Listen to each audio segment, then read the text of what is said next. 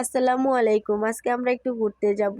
তো পুরো ভিডিওটা সবাইকে দেখার অনুরোধ রইল। তো এখানে আমার বোন, আমার ছেলে আমরা বসে একটু ভিডিও করতেছি। আমার বোনের ভাব দেখে তো আমার হাসি পাচ্ছিল। আর আমার ছেলে বেচারার ঘুম ধরছে, সে আর কি করবে, তাকে হাজারবার চেষ্টা করে আমরা ক্যামেরার দিকে তাকাইতে পারতেছি না। এখানে আবার একটু শ্যুট নিলাম দুই বোনে। তো সামনের দিকে তাকায়েই দেখতে পারলাম যে আমার ছেলে, তার বাবা আর আমার ছোট ভাই তারা সামনের দিকে গল্প করতে করতে হাঁটতেছে। তো তাদের গল্প স্বল্প দেখে আমরা একটু ভিডিও করলাম। আর এখানে পানি, রাস্তার ধারে খাদা। তো হঠাৎ করে দেখেই আম গাছে ফুল ধরেছে, মানে আমের মুকুলটাকে আমাদের গ্রামের ভাষায় আমের বোল বলা হয়। অনেকে এটা নিয়ে হাসতে পারেন, তো হাসার কিছু নেই। তারপর আমরা দেখতে পাইলাম দুজন ভাই ফেরি করবে। তো তারপরে আমরা হাতিঝিলে স্বাগতম, মানে চলে আসলাম হাতিঝিলে। আবারও রাস্তার পাশে ফুল গাছ দেখতে অনেক বেশি ভালো লাগে। তারা বাপ ছেলে একটু ভাব নিতেছে এখানে।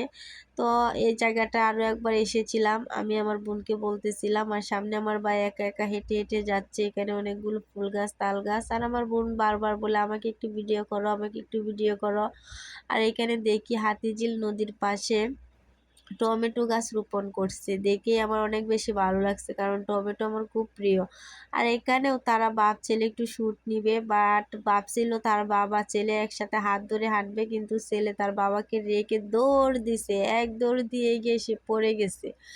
তো এখানে বাবা ছেলে সাহস, ছেলে কিভাবে দাঁড়ায় আছে দেখেন, এটা দেখে আমি অবাক হয়ে গেছি যে আমার ছেলে এত সাহস কবে থেকে হয়ে গেল। একটুও ভয় নেই যে সে পড়ে গিয়ে যে ব্যথা পাবে, তার একটুও ভয় করতেছে না।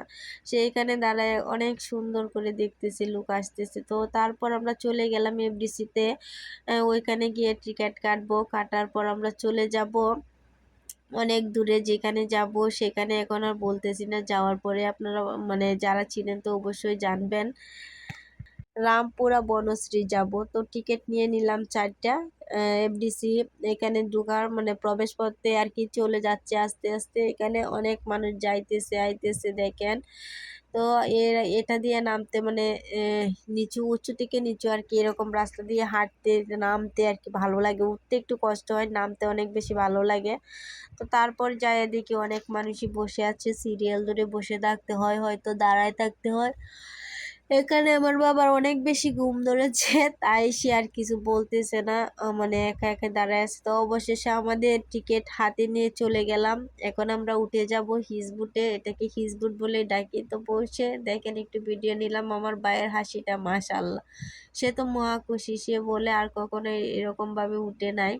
তো দেখেন পানির ঢেউগুলো কত সুন্দর, মাশাআল্লাহ আমার অনেক বেশি ভালো লাগতেছিল। চারিদিকে আবার গাছপালা, গাড়ি, অনেক কিছু দেখে ভালো লাগতেছে। আর পানি দেখতে কার না ভালো লাগে, পানিতে মানে সাঁতার কাটতে অনেক বেশি ভালো লাগে। যেহেতু আমি গ্রামের মেয়ে, সাঁতার পারি, বাট পানিটা দেখে ইচ্ছা করছিল এখানে নেমে যাই, কিন্তু কিছু করার নেই, এখন তো আর নামার কোনো উপায় নেই।